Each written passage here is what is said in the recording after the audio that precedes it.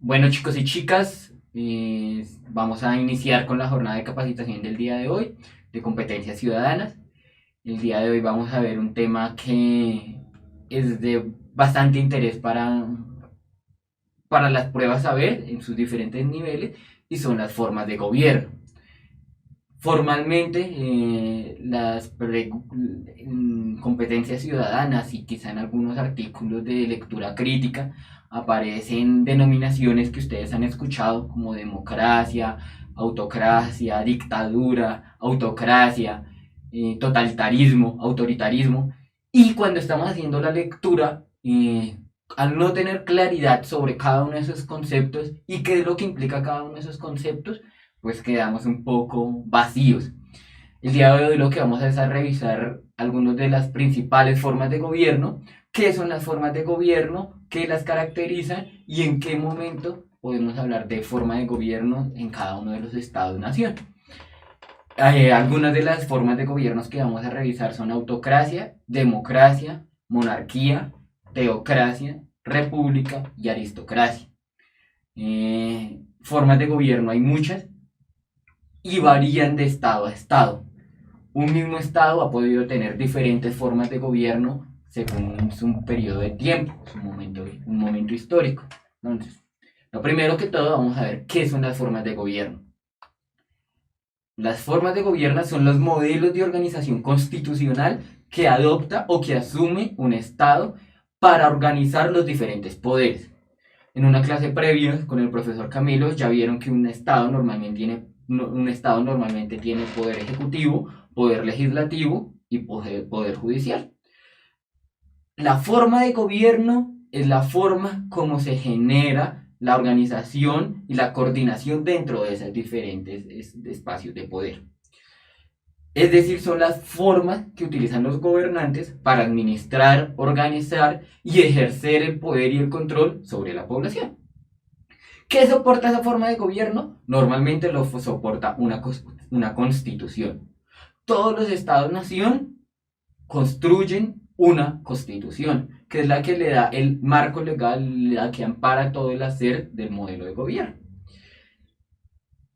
Un mismo estado puede haber tenido en su devenir, en su historia, diferentes formas de gobierno. Algunos estados en algún momento pudieron haber sido dictatoriales, bajo modelos autocráticos, y hoy se encuentran bajo modelos de repúblicas democráticas presidenciales. ¿De qué depende eso? De la forma como se haya constituido el poder.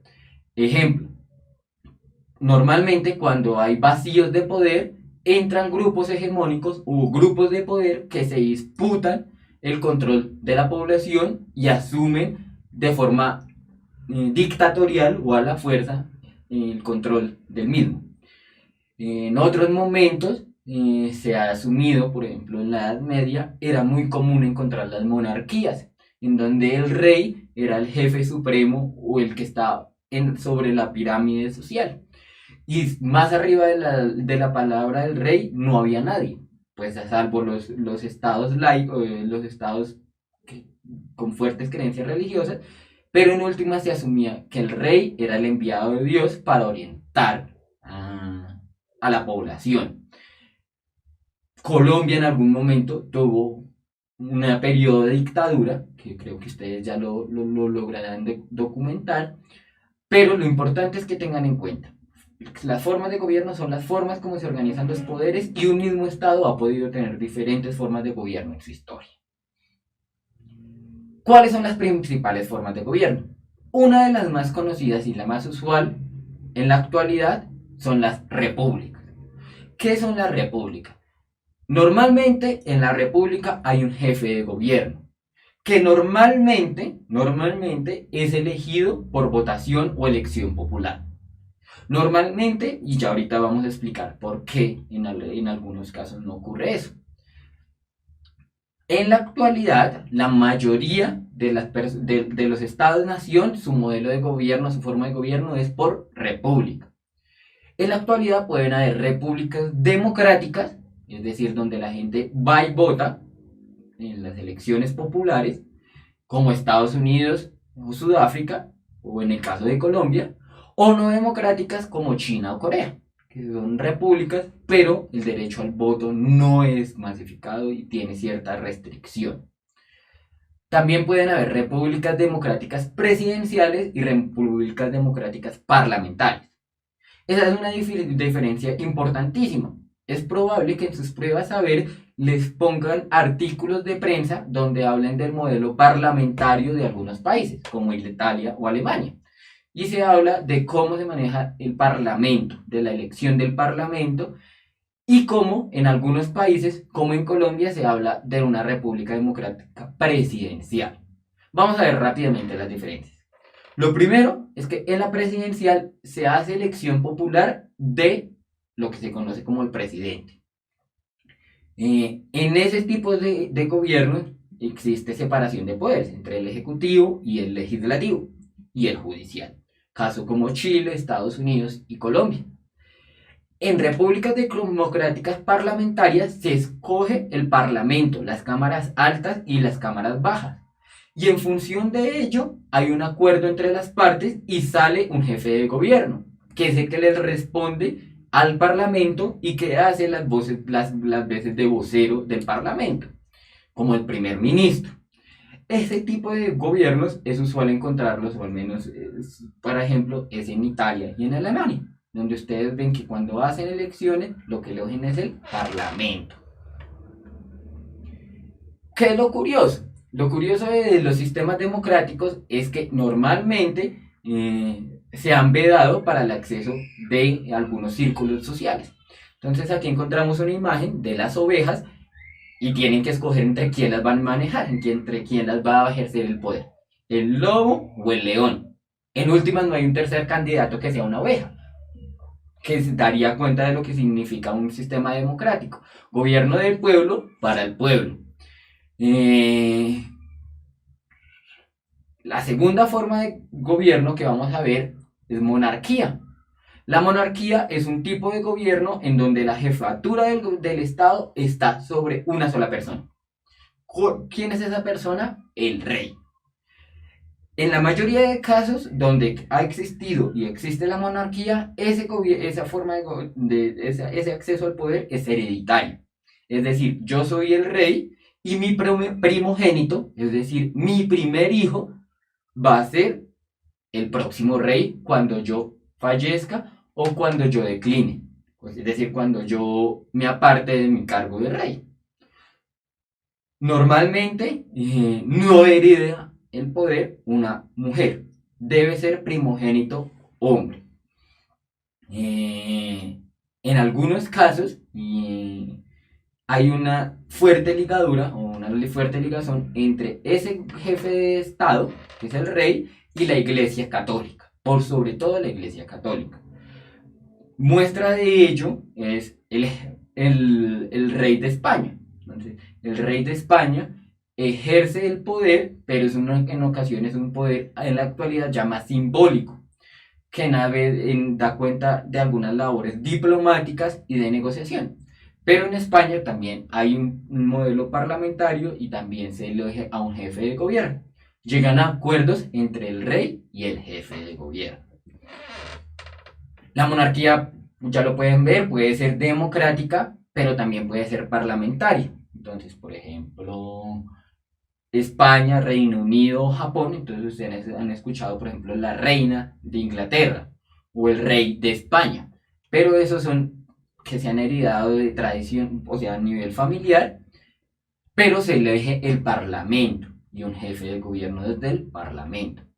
Hay otras monarquías que no son democráticas, como por ejemplo en Arabia Saudita o en la Ciudad del Vaticano. Allá no se elige parlamento y el rey es el que es el jefe y el que ordena todo en el Estado, desde las finanzas, la justicia, las legislaciones, el ordenamiento territorial, es el rey y es su equipo de trabajo. En los primeros griegos, o sea, en griegos y en los primeros filósofos, hablaban que existían formas puras e impuras de gobierno. Para algunos se asumía que la monarquía era una forma pura de gobierno y su forma impura era la tiranía. donde ya era el gobierno de uno para el pueblo, sino del gobierno de él para él. Entonces, el gobierno de uno solo para su propio beneficio. Entonces, la versión negativa de la monarquía, desde los primeros pensadores griegos, era la tiranía. El tercer forma de gobierno que vamos a ver es la aristocracia. La aristocracia se asume también como un modelo, o se asumió como un modelo de gobierno puro en sus comienzos por Platón, por sobre todo. En la aristocracia era un grupo de personas gobernando para el pueblo. ¿Quiénes definían a ese grupo de personas? Eran los más acaudalados, los más cualificados intelectualmente, los mejores artistas. Era un grupo relativamente pequeño de la sociedad que se asumía tenía las capacidades de ordenar y de legislar para el pueblo. Lamentablemente, esos vicios o esas prácticas de conocimiento desde lo cultural, desde lo artístico, desde la sabiduría, fueron relegadas por la capacidad económica. Entonces se asume que la aristocracia ya era conformada por el grupo de ricos, de propietarios de los medios de producción. En ese orden de ideas, la versión negativa de la aristocracia es la oligarquía, que es el gobierno de unos pocos ricos para su propia conveniencia. Es decir, yo genero leyes y regulo el mercado en función de mi conveniencia. Entonces, en eso terminó la aristocracia. El cuarto modelo de gobierno es la autocracia. En la autocracia ya no hay sistemas democráticos, ya no hay elección popular y en las libertades civiles y políticas quedan restringidas. En la autocracia, el poder del Estado está sobre unas pocas manos, sobre una autoridad arbitraria. Dentro de la autocracia hay dos grandes formas, los regímenes totalitarios y los regímenes autoritarios. Es muy usual que ustedes en el marco de las lecturas de comprensión lectora y de competencia ciudadana encuentren regímenes totalitarios y regímenes autoritarios y no sepan la distinción entre las dos. Y ello puede ocasionar que ustedes marquen la respuesta equivocada. ¿Cuál es la diferencia en términos concretos? En los regímenes totalitarios les interesa un fuerte predominio de un ideario político. En los regímenes totalitarios les interesa minimizar la existencia de la diferencia política. Es decir, yo represento este partido, el partido azul, y todos aquellos que no sean del partido azul son mis contendientes y los voy a tratar de eliminar, de suprimir, que no tengan acceso al poder. Formas del régimen totalitarios, digamos, mis manifestaciones, el nazismo, el fascismo y el modelo que se instauró en la antigua Unión Soviética. ¿Qué son los regímenes autoritarios? En los regímenes autoritarios ya no interesa el predominio de una idea política. De hecho, se abre paso para la existencia de diferencias políticas. Pero lo que les interesa es que ya la gente no se involucre en el mundo político. Es decir, generar cierta apatía, sí controlar la sociedad, pero que no se involucre en los escenarios de economía y en los escenarios de discusión del poder. Normalmente esos escenarios autoritarios estaban marcados por fuertes prácticas populistas y muestra de ello, cuando se presentaban periodos de crisis, acudían a prácticas de engaño para el pueblo. Llámense campeonatos deportivos, competencias, feriados y otras prácticas que hacían que la población se distrajese de sus crisis o ese momento coyuntural en el que se encontraba el Estado. Entonces, para que lo tengan claro, el régimen totalitario busca que todos piensen exactamente igual y que haya un solo ideario político, y en los regímenes autoritarios no importa un ideario político, normalmente no hay un partido político, simplemente interesa que la gente se mantenga en una condición de sumisión y que no dispute los escenarios de poder.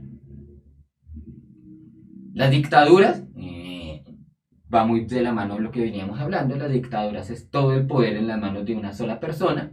Uno ya puede ver dictaduras muy fuertes que se vivieron en el Cono Sur, por ejemplo, en Argentina, que se vivieron en Chile, que se vivieron en España, que se vivieron en Italia, y como ya los decía, las libertades civiles y políticas quedan restringidas. Eh, ¿Qué significa que las libertades civiles y políticas quedan restringidas?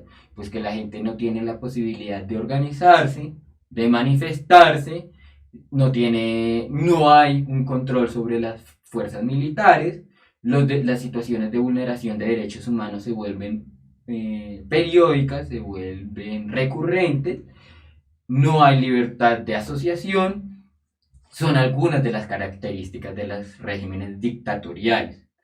¿Qué es también común dentro de los regímenes dictatoriales? Que la libertad de prensa queda restringida o queda suprimida en función del partido o del grupo en el poder.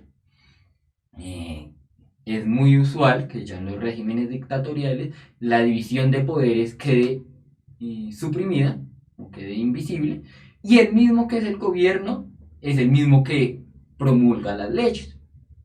Voy a poner un ejemplo. Yo soy el dictador de esta nación, entonces ya digo que ya no se van a celebrar elecciones cada 4 años, sino cada 10 años. Y que ya no se van a escoger 40 parlamentarios, sino que se van a escoger 10 parlamentarios. Es generar leyes a la conveniencia del régimen. Normalmente en los modelos dictatoriales no hay un partido fuerte. Normalmente es un grupo de personas o una persona rodeada por un círculo de simpatizantes que le siguen. Casos muy concretos, en el caso de América Latina, en las épocas de 70, por sobre todo, los regímenes dictatoriales que se expandieron de norte a sur. Colombia quizá fue uno de los pocos países que no tuvo una dictadura durante la época de los 60 y 70. Sí la tuvo durante los 50. Y de ahí que en algunos lados se habla que Colombia es una de las democracias más antiguas de América Latina y más fuertes de América Latina. Ahora más adelante vamos a ver qué significa un tema que es la democracia, y ya les quedará a salvedad de ustedes definir si en realidad hay o no hay un sistema democrático en el país. La teocracia. La teocracia son en aquellos sistemas donde no hay una separación entre el poder político y el poder religioso. Quien ejerce el poder político normalmente es enviado o es avalado por el poder religioso. Caso muy concreto, la Ciudad del Vaticano. Es el representante del poder político, que está en manos del Papa, pero también tiene el aval del poder religioso, que es la Iglesia Católica. No es la única forma, en el mundo islámico también es muy común encontrar sistemas de gobierno teocráticos. Es como si en el caso colombiano el arzobispo o el obispo decidiese quién es el delegado de Dios para ser el presidente de la nación. Entonces fue un tema muy fuerte, sobre todo en lo que fue desde el siglo V hasta el siglo XII. Y ya en el caso de América Latina ya no tiene existencia ese tipo de formas de gobierno. No sin embargo, no se puede negar que en sociedades democráticas como la colombiana aún ejerce la iglesia una fuerte incidencia en los temas políticos del país. Pese a algunas cuestiones como lo que promulgó la Constitución de 1991, donde se asegura que Colombia es un estado laico.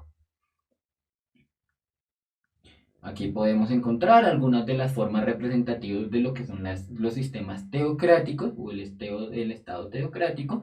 Entonces encontramos desde los musulmanes, los islámicos, los católicos y las demás formas de organización. Que también cabe tener a consideración son países altamente conservadores donde derechos civiles como el aborto u otros temas de discusión ni siquiera son avalados. También como para caracterizar ese tipo de gobierno. La democracia, que es como una de las formas más comunes que nosotros también decimos y que ha dado mucho que discutir. ¿Qué es una democracia? ¿Vivimos en una democracia? ¿Qué caracteriza una democracia? ¿Quiénes hacen parte de la democracia? Y eso ha sido también. Se asume que la democracia es el poder del pueblo. Ha sido una de las formas que se ha tratado de instalar desde hace cientos de miles de años y que aún presenta bastantes imperfecciones. Se asume que en la democracia los hombres son libres e iguales, no solo ante la ley, sino ante las relaciones sociales en la vida cotidiana. Con la democracia se suprime ya por completo, por ejemplo, figuras como la esclavitud, en la que se asumía que un esclavo ya no podía tener derecho a la propiedad privada, no podía tener el derecho al voto, no podía derecho a casarse, era un objeto más, una propiedad más de su dueño o su patrón o el mayordomo. En la democracia no, se asume que en la democracia desde la persona que nació en el estrato 6 hasta la persona que nació en el estrato 1 son iguales ante la sociedad. ¿Qué más, ¿qué más caracteriza una democracia?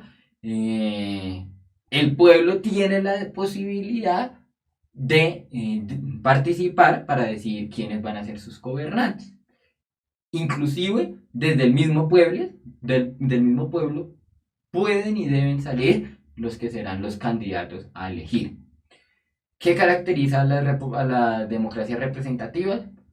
Uno, tienen división de poderes, pues ya los decíamos, tienen división de poderes entre lo ejecutivo, lo legislativo y lo judicial. Son representativas, porque como ya lo vimos en la república, hay un jefe de gobierno que hace las veces de vocero. Entonces, en nuestro caso, nuestro jefe de gobierno o nuestro representante es el presidente Iván Duque, que fue elegido en las elecciones del 20 de julio y se posesiona el 7 de agosto. Cuando él va a reuniones multilaterales o de delegaciones o de jefes de gobierno, él no va en calidad de Iván Duque, él va en calidad del representante del pueblo colombiano y las decisiones que él asuma o las votaciones en las que él se incluya pues son en veces del Estado-Nación Colombia. Y son democráticas porque el pueblo es el que elige los gobernantes. Entonces, son repúblicas porque tienen división de poderes, son representativas porque hay un jefe de gobierno y son democráticas porque el pueblo vota. Sin embargo, hay al menos 3 formas de democracia. Entonces, hay democracia directa, democracia indirecta o representativa y democracia semidirecta. ¿Cuáles son cada uno? ¿Qué significa cada uno? La democracia directa es que el mismo pueblo se organiza y toma las decisiones que desde su perspectiva le convienen al pueblo. Entonces vivimos en una comunidad y consideramos que los recursos que tenemos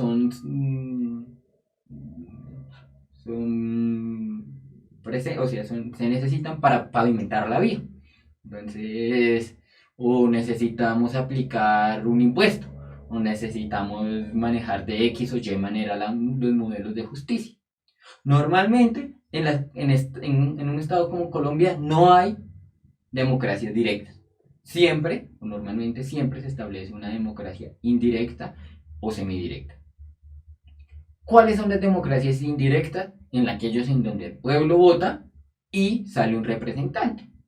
Caso muy concreto que ustedes viven en sus colegios cada año, es que ustedes van y hacen una votación para elegir el personero o el representante del curso. Entonces salen 3 o 4 personas, esas 3 o 4 personas hacen unas campañas o un programa de gobierno y ustedes eligen por cuál de sus candidatos dan su voto. Esa persona, cuando llegue al consejo académico o al consejo superior de su institución, no llega como Pepito Pérez, sino llega como el representante del grado décimo o del grado 11 y tiene capacidad de voz y de voto. Y la democracia semidirecta es una mixtura o una combinación de las dos anteriores. Es donde eventualmente se abren escenarios de participación y de decisión desde las comunidades. Entonces, es una apuesta por fortalecer escenarios de discusión desde lo local y lo territorial. En algún momento quizá de las capacitaciones, ustedes también se van a encontrar con términos como democracia burguesa.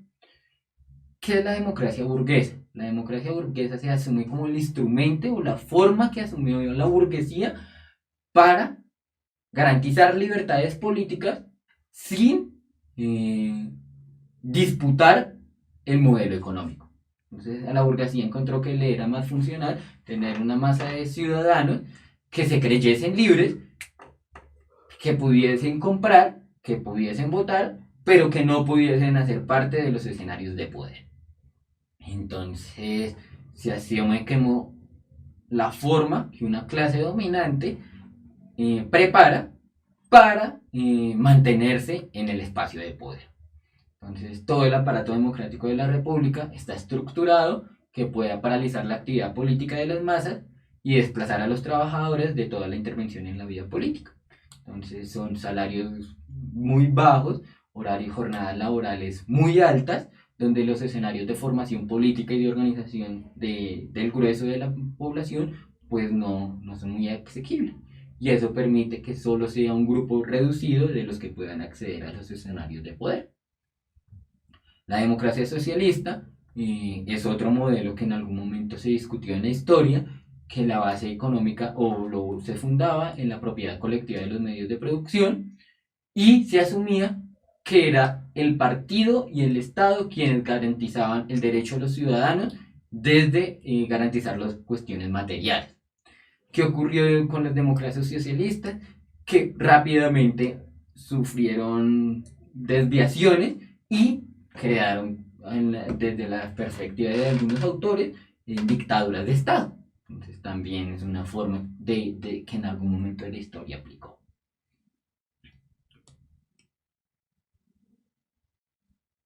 El comunismo es otra forma de gobierno que se ha discutido, que ha sido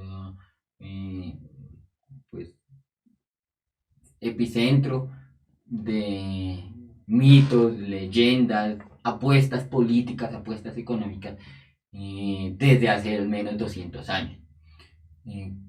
El comunismo también es una forma de gobierno en donde el epicentro está en la propiedad común de los medios de producción y ya no existen clases sociales. Entonces, así como en la democracia burguesa se comprendía que había unos burgueses que tenían los medios de producción y había una clase proletaria que se dedicaba a transformar la materia prima para producir riqueza.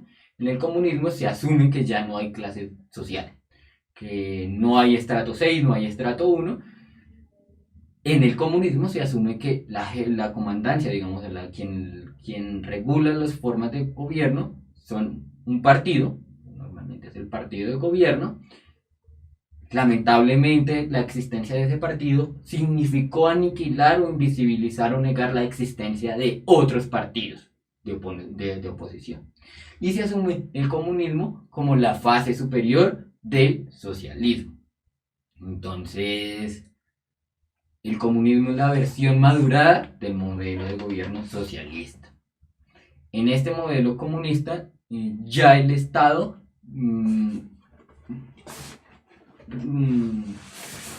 reduce su poder y se asume que ya se da por principio de autorregulación de los ciudadanos. Eso es para que en términos muy generales los temas de formación, para que ustedes cuando se encuentren con una lectura o se encuentren con una pregunta que les hablen de democracia, dictadura, autoritarismo, sepan a qué se refiere sepa cuáles son las principales formas de gobierno que en la actualidad están vigentes y qué diferencia cada uno. Entonces, que es una república. En el caso colombiano, Colombia tiene una república democrática presidencialista. Entonces, hay división de poderes, hay elección popular, hay un jefe de gobierno que es por presidente. En otros gobiernos, como en España, hay repúblicas parlamentarias, monárquicas. Entonces, hay votación, pero se elige un parlamento y ese parlamento decide el jefe de gobierno. Y hay una monarquía que es de carácter hereditario. Cuando ustedes encuentren discusiones de los modelos dictatoriales, también ya van a encontrar que es la privación de los derechos civiles y políticos, y van a encontrar que es un diferente un modelo totalitario y un modelo autoritario. Totalitario, cuando les hablen de todo el tema de fascismo, nazismo, y autoritarios, por sobre todo los regímenes que se presentaron en América Latina en las dictaduras de Chile, Argentina y Brasil. Bueno, eso es por ahora el tema a compartirles del día de hoy, formas de gobierno, y ahora vamos a revisar 4 preguntas de prueba saber, que es muy común o similares a las que se les puedan presentar en los exámenes de estado. Entonces vamos a leerla. En 1970 se vivió una de las elecciones presidenciales más polémicas del país. Los 2 candidatos principales eran Misael Pastrana, conservador de la coalición del Frente Nacional, y Gustavo Rojas, que bajo un partido que creó un movimiento llamado la ANAP, Alianza Nacional Popular. Querían regresar al poder, aprovechando su enorme apoyo por parte de los sectores urbanos, populares y campesinos. En dichas elecciones, y por un estrecho margen, ganó el candidato del Frente Nacional. Se puede considerar este hecho como otro detonante de la violencia porque A. Los liberales se fueron separando de la coalición de gobierno. B. En la capital se presentaron disturbios similares a los del Bogotazo. C. Gustavo Rojas impulsó la violencia y llamó al caos. D. Surgieron grupos guerrilleros que aumentaron este fenómeno. Cada uno en sus casas, si quiere, vuelve y lee la pregunta y mentalmente trate de identificar cuál es la respuesta. Si quieren, los que están en el chat pueden escribirnos haciéndonos llegar pues, la sugerencia de por qué es la respuesta, o sea, cuál consideran que es la respuesta y por qué esa. No es solo como no sé la sé, entonces, sino cuál es la respuesta que consideran más viable. Les damos aquí 30 segunditos. Esperemos a ver qué dicen los estudiantes. Pero se lanzan unos por el C y por el B. Por el C y por el B. Pero no dan razón. No dan razón. Alguno de los que está conectado en este momento que se atreva a decir por qué es la B o por qué es la C. No, profe. Ninguno. No, toca, me imagino que esperarán que usted explique una a una por qué sí y por qué no. Y por qué no. Correcto. En 1970, termina lo que en Colombia se denominó el Frente Nacional. ¿Qué es el Frente Nacional? El acuerdo entre Partido Liberal y Partido Conservador para turnarse durante 16 años el gobierno nacional, por periodos de 4 años cada uno, la presidencia. Ese acuerdo significó varios temas. ¿O por qué se dio ese acuerdo? Hay que hacer un poco de memoria. Ese acuerdo significó tratar de frenar la guerra política que se venía presentando, o el periodo de la violencia con B mayúscula, entre liberales y conservadores. Pero significó también restringir la posibilidad de otros partidos de oposición, diferentes a los liberales y a los conservadores, de acceder al poder. En el 70 terminaba ese acuerdo entre liberales y conservadores. Como bien lo dice la pregunta, los 2 principales candidatos eran Misael Pastrana, papá del que fue también años más adelante, Andrés Pastrana Borrero, que de pronto algunos de ustedes lo han visto porque es un poco más reciente, y Gustavo Rojas Pinilla. Gustavo Rojas Pinilla ya había sido presidente de Colombia en el periodo del 53 y el 54. que es lo que se conoce como la dictadura de Rojas Pinilla o el presidente el gobierno de la Junta Militar. Con todas las discusiones que puedan dar en torno, lo que en ese hecho ocurrió cuando se dice que hubo un estrecho victoria por parte de Misael Pastrana, cuando estaban haciendo el conteo, todo apuntaba a que Rojas Pinilla iba a ser el próximo presidente del país. Y en las horas de la noche se fue toda la luz, hubo un apagón generalizado. Al otro día, los principales medios, o en las primeras notas del día, parecía que Misael Pastrana era el ganador. Eso generó un gran descontento, porque todo el pueblo, o al menos las bases sociales populares, se veían recogidas en la intención de poder de Rojas Pinilla. A partir de allí, de esas elecciones que fueron el 19 de abril de 1970, es que se funda el Movimiento 19 de Abril, o la guerrilla Movimiento 19 de Abril, el M19.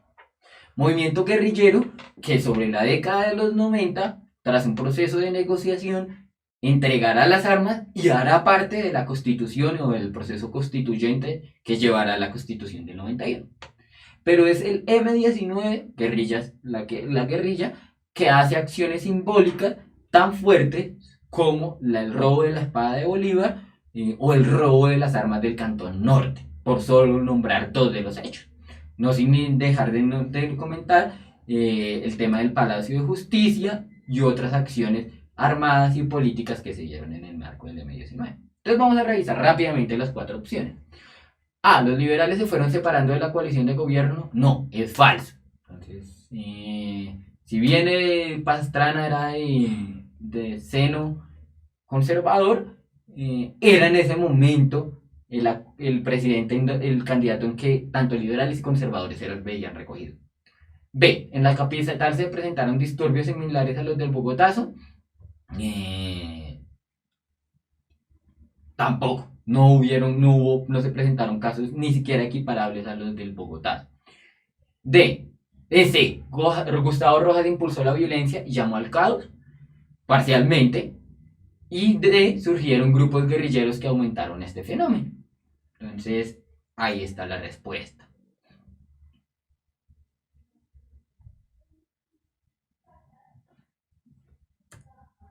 Listo. Segunda pregunta. Luego de la Segunda Guerra Mundial, Estados Unidos empezó a desarrollar el proyecto Camelot, un estudio en ciencias sociales con el que se pretendía evaluar las razones psicológicas y sociológicas de las revoluciones sociales. Este estudio, que inició del gobierno estadounidense en Chile, también estudiaba lo que un gobierno debía hacer para que no lo derrocaran en revueltas populares. Teniendo en cuenta el contexto histórico en el que tuvo lugar este proyecto, que ilustra su surgimiento.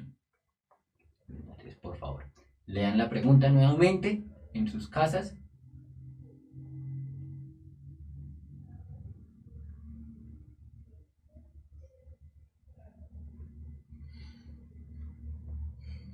Bueno, profe, pues ahí se lanzan unos por la A y otros por la D. Por la A y por la D. Vamos a ir revisando una por una. A. El firme interés de los Estados Unidos en defender el mundo libre de regímenes como el nazi o el fascista. ¿Listo? ¿Es válido? Sí, Estados Unidos efectivamente sí tenía un interés porque modelos como el nazismo o el fascismo no llegasen y no tuviesen mayor resurgimiento. B. Hay que recordar, hago un paréntesis, que con la Segunda Guerra Mundial los grandes perdedores fue el modelo nazista, o sea, los regímenes nazistas y fascistas fueron los grandes derrocados, no significando que, por ejemplo, años más adelante no se instauraran modelos fascistas en otras partes del mundo. B. El potencial científico de Estados Unidos luego de haber ganado la Segunda Guerra Mundial. Sí, uno no niega que Estados Unidos tenía un gran potencial científico, pero eso no tiene que ver nada con la respuesta, con la pregunta. No hay, es un distractor. Que si bien había poderío político y científico de Estados Unidos, eso no significa, no tiene relación con el proyecto Camelot. C. El interés de Estados Unidos de asociar la ciencia y la política para proteger sus intereses en América Latina. Mire que en ese sí estamos hablando de la ciencia y la política, porque estamos hablando de cómo mantener gobiernos y que no fuesen derrocados. ¿Y por qué América Latina? Porque Estados Unidos asumía América Latina como un enclave estratégico para proveer bienes y para proveer materias primas. Perder el control de América Latina significaba perder hegemonía sobre este hemisferio. Y D, el compromiso de Estados Unidos en contra de cualquier manifestación de totalitarismo que vaya en contra de la democracia. Al contrario, Estados Unidos, si uno revisa la historia, ha auspiciado y ha acompañado revueltas totalitarias o apuestas totalitarias y autoritarias en América Latina. El derrocar a Salvador Allende y imponer un sistema dictatorial, a hoy, 40 años después, sabemos que fue influenciado y ayudado y financiado por el gobierno norteamericano y por la CIA. Entonces la respuesta es C. El interés de Estados Unidos de asociar la ciencia y la política para proteger sus intereses en América Latina. ¿Listo? Vamos a revisar la tercera pregunta. Uno de los postulados del neoliberalismo económico es que la intervención del Estado en las dinámicas económicas nacionales debe reducirse al máximo, para que sean los mismos individuos y el mercado los que se encarguen de garantizar su bienestar y el enriquecimiento de la nación. Una consecuencia de estas ideas es que algunos servicios y bienes públicos, como el transporte, el agua y la educación, se privaticen y que su calidad y cobertura dependan de empresas privadas. ¿Cuál de las siguientes situaciones representa la aplicación de estas ideas neoliberales? Entonces, A, cada uno va a tratar, y en esta sí queremos escuchar las respuestas de ustedes, por favor. A, las tiendas de barrio están en una competencia desigual con las grandes cadenas de supermercado, que ofrecen sus productos con una mejor publicidad y pueden llegar a públicos más amplios. B, a principio de año el Estado sube el valor del salario mínimo, ya que los precios también se hacen más altos por la inflación. C, en Colombia hay organizaciones no gubernamentales que presionan al Estado para que mejore sus regulaciones sobre la actividad de las empresas mineras que contaminan el aire. D, la salud en Colombia está a cargo de las entidades promotoras de salud, EPS, que son empresas públicas y privadas que ofrecen los servicios e infraestructura hospitalaria. Entonces, por favor, revise y cuál consideran que es la respuesta correcta.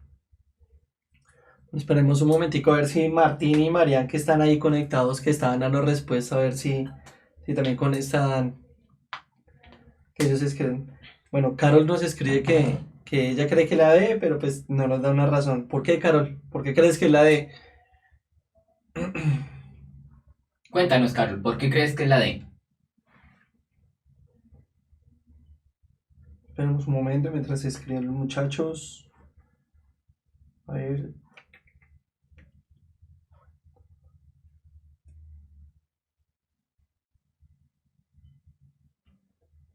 Ánimo a alguien que le ayude a Carol, ¿por qué creen que es la D? O cualquier otra, ¿cuál consideran que es la correcta? No están tan participativos el día de hoy.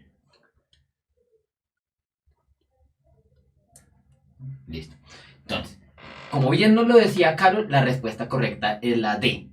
Vamos a revisar rápidamente por qué es la D y por qué las A, B y C no son las correctas. Las tiendas de barrio sí están en una competencia, pero en últimas no ha dado cuenta, no tiene relación con el encabezado de la pregunta. Estamos hablando de un régimen de neoliberal, un modelo neoliberal, donde se habla del tema de los derechos y el acceso de los derechos desde el principio del mercado. Entonces, en el encabezado nos dice que algunos derechos como la salud, el transporte, quedan privatizados. Lo de los barrios no tiene nada que ver. El B, el salario mínimo, tampoco tiene que ver en términos de la reflexión del encabezado. No nos está hablando del acceso a algunos derechos, la prevalación de algunos derechos, simplemente habla del salario mínimo. La C, definitivamente, no tiene nada que ver con el enunciado.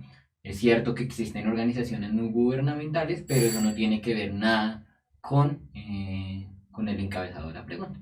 En tanto, la D es la única de las cuatro que habla directamente con la relación a los derechos y hace relación a la labor que asume el Estado como regulador y las empresas públicas, públicas y privadas, que entran a lucrarse de un derecho ciudadano. Entonces, ya la salud no es un derecho, sino un servicio que se compra o se vende. Y de ahí que uno encuentra muchos casos como el tema de pacientes que fallecen porque no pueden recibir o acceder a los servicios médicos de manera oportuna y de calidad. Caso muy concreto, de hace unos par de días en una noticia parecía que una paciente que iba en una ambulancia no pudo pasar para llegar al centro hospitalario porque en el peaje no la dejaron pasar por falta de pago. Entonces, son ejercicios de cómo los derechos quedan a consideración de la capacidad adquisitiva, de la capacidad de pago. Entonces, uno encuentra las EPS quebradas y el tema, todos los desfalcos que se han presentado. Entonces, esa es como la tercera pregunta. Y la última la última pregunta por el día de hoy, por la jornada del día de hoy. Según El Tiempo, en el 2008, la ex representante de la Cámara, Gidis Medina, admitió haber recibido ofrecimiento de funcionarios del gobierno nacional para que cambiara su voto en el proyecto de reforma constitucional, lo cual le permitiría a Álvaro Uribe Vélez aspirar a un segundo mandato. Después de la investigación adelantada, la Fiscalía acusó a los exministros Sabas Peretelt y Diego Palacio y al exsecretario Alberto Velázquez de ser presuntos responsables del delito de cohecho. Lo ocurrido en el escándalo de la GIS política, además de demostrar la corrupción en la rama legislativa, afecta a las instituciones del país. Porque, por favor, lean las 4 opciones y alguno que se atreva, se aviente, se anime a dar cuál considera que es la respuesta correcta. Profe, aprovecho para hacer un anuncio ahí, es que hay un estudiante que está escribiendo ahorita que qué significa cohecho. Cohecho. El cohecho significa acciones indebidas para inducir la actividad de otra persona. Entonces, yo puedo pagar, por ejemplo, una coima o un soborno para que esa persona no se presente en la licitación o para que esa persona cambie su decisión o su voto. Es una acción de corrupción desde los funcionarios del Estado. Entonces, el cohecho tiene que ser en la rama pública para que lo tengan. Vale, profe, gracias. Bueno, Tatiana nos dice que es la A. ¿Qué dicen los otros estudiantes que están viendo? ¿Ah? Recuerden que la última pregunta y ahorita nos vamos con un pequeño espacio, si llegan a tener dudas o algo, para que nuestro profesor César nos despeje esas dudas que tenemos. Listo. Entonces, la respuesta, discúlpanos, ¿quién era el que decía que era la A? Tatiana. Tatiana, muy bien para Tatiana. La respuesta correcta es la A. La interferencia de los representantes del Poder Ejecutivo en las decisiones de la rama legislativa alteran el equilibrio de poderes necesario en los sistemas democráticos. Cuando les explicaba los sistemas de gobierno, les decía que una de las características de los sistemas de repúblicas democráticas es la independencia y el equilibrio entre la rama judicial, la rama legislativa y la rama ejecutiva. Recordemos que las que se encargan de crear las leyes es la rama legislativa, el Senado y la Cámara. En ese momento, lo que estaba haciendo la rama ejecutiva es pagarle a la rama legislativa para que tomasen una decisión que beneficiase al que en ese momento era el jefe de gobierno, es decir, Álvaro Uribe Vélez. Y eso para el que nos preguntaba quién es cohecho, es eso, es el soborno, es el pago de un funcionario para que otro haga acciones indebidas de corrupción fuera de la legalidad. Entonces, ¿por qué no la ve? Porque no tiene relación con lo que estamos hablando. Estamos hablando del tema de política, de la reelección, y no estamos hablando nada del nexo o de los posibles nexos entre Álvaro Uribe y las autodefensas. ¿Por qué no es la C? Porque no estamos hablando de la reelección. Hay sistemas democráticos que tienen reelección. Entonces no estamos hablando nada de la relación entre reelección y sistemas democráticos, y en menos estamos hablando de los recursos públicos para las campañas. Y el equilibrio de poderes no se ve afectado, pues eso sí es erróneo. En definitiva, el Ejecutivo estaba incidiendo en el Legislativo y lo estaba haciendo de manera corrupta. Entonces, por eso la D tampoco tiene razón. Y no lo hizo a modo de recomendación, lo hizo pagando. O sea, le dio plata a la funcionaria para que cambiara su decisión. Entonces, no fue una recomendación, fue un soborno. Entonces, por eso, para Tatiana, muy bien, la respuesta correcta era la A. Vale, profe, gracias. Bueno, muchachos, en este momento abrimos espacio para todas las dudas que tengan de pronto de acuerdo a la sesión del día de hoy. Como siempre decimos, las preguntas que sean respecto a la sesión para no generar debate. Entonces, en este momento estamos pendientes de los chats para dar respuesta a toda inquietud que surja. Vamos a dar unos 2 minuticos para que de pronto formulen sus preguntas y pues si no hay ninguna, procedemos a la finalización de la sesión.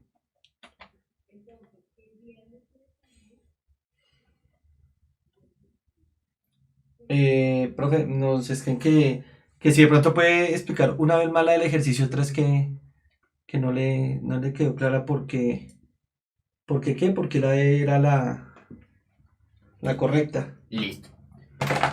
En el neoliberalismo es una fase más, un modelo más, digamos, es un momento más del modelo capitalista.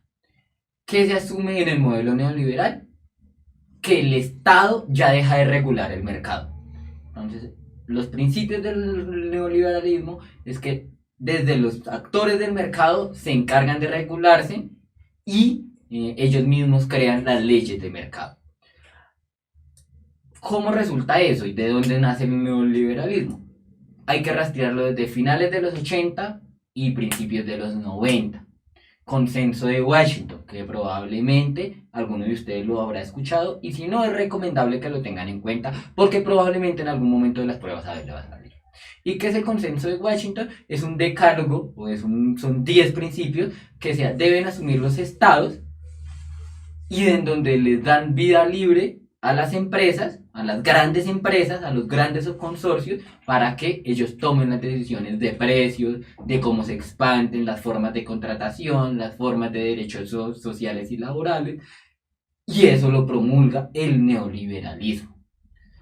A hoy ustedes encontrarán muchos artículos de opinión y de prensa que nos encontramos bajo un régimen neoliberal. ¿Y por qué ocurre eso? Porque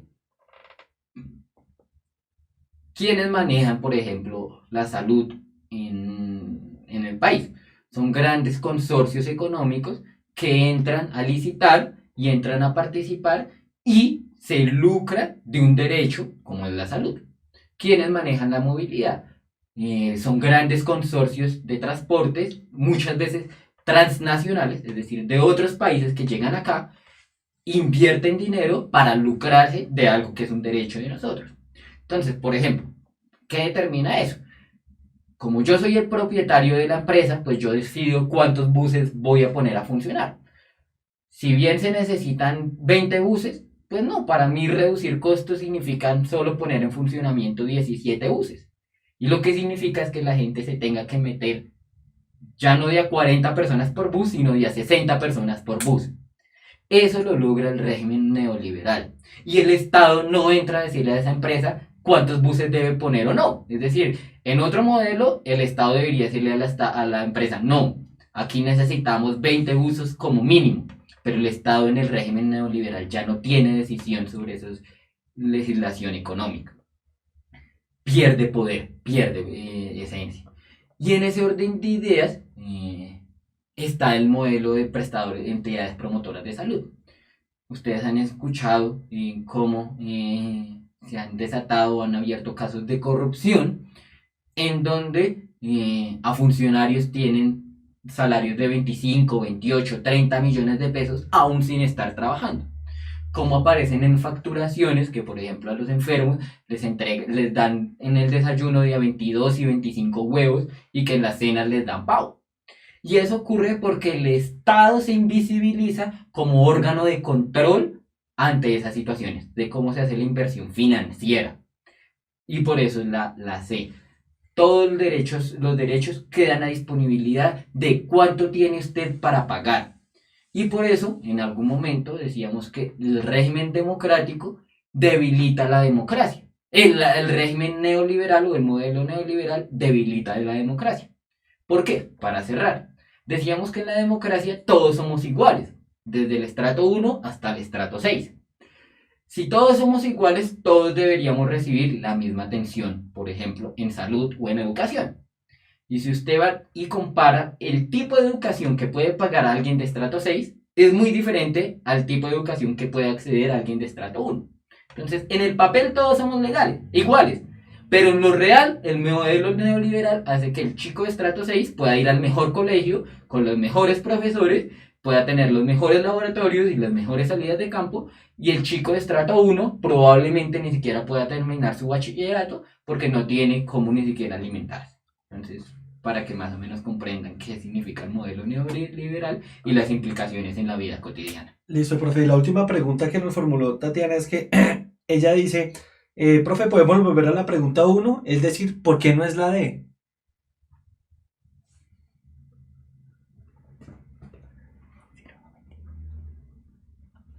Porque para mí también es la D.